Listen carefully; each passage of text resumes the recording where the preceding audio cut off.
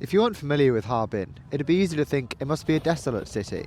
Temperatures remain below freezing point for 4 months of the entire year, and in midwinter, residents often suffer temperatures of more than minus 20 degrees Celsius. In 2021, Harbin's population actually dropped to less than 10 million, as workers sought better opportunities in first-tier cities such as Beijing and Shanghai, which both boast economies Harbin is unable to compete with. Yet to think this would be a mistake. Take it from me, as someone who lives here in Harbin, with my wife and her family. Whilst Harbin's temperatures are undeniably cold, it is impossible to leave the city without feeling the infectious warmth that is spread by Harbin's local people.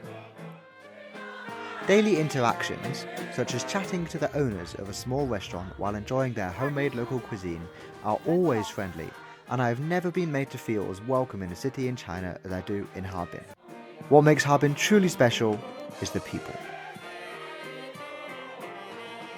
It is little surprise that the people here are so welcoming. In the early 1900s, Harbin was one of the most international cities in East Asia, with a population of 68,000 citizens that encompassed 53 nationalities speaking 45 languages. And a few years later, in 1920, Harbin welcomed more than 100,000 Russian refugees.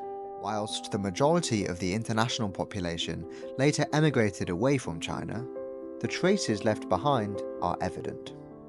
Harbin boasts a European-style aesthetic, with wide streets lined by buildings displaying all the features of prominent 20th century European architecture. Bread, sausages, beer and sauerkraut are all well-known specialities of Harbin's cuisine. But the most obvious traces can be seen in the people that remain. A welcoming attitude to any and all outsiders, whether they be from other parts of China or from halfway around the world, and an intense pride in their city's history of accepting people of all backgrounds and nationalities. Winter has once again hit Harbin, but temperatures of less than minus 20 haven't deterred Harbin's population from tirelessly preparing for the tourism boom that arrives together with winter. Ice sculptors brave the cold for hours a day to prepare for this year's Ice and Snow World, an icy paradise with views unlike anywhere else in the world. Shop staff, cleaners and traffic policemen happily stand outside on Central Street, welcoming visitors to Harbin's famous cobbled shopping street, which is the longest pedestrian street in all of Asia.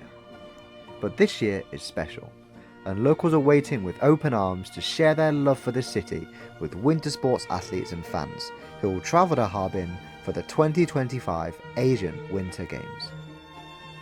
That is why Harbin will be the perfect host for the 2025 Asian Winter Games. And in February, when athletes from across Asia flock to this icy city in northeast China to compete for the coveted gold medal, I'm confident that Harbin will once again prove itself to be a city that welcomes all outsiders with open arms.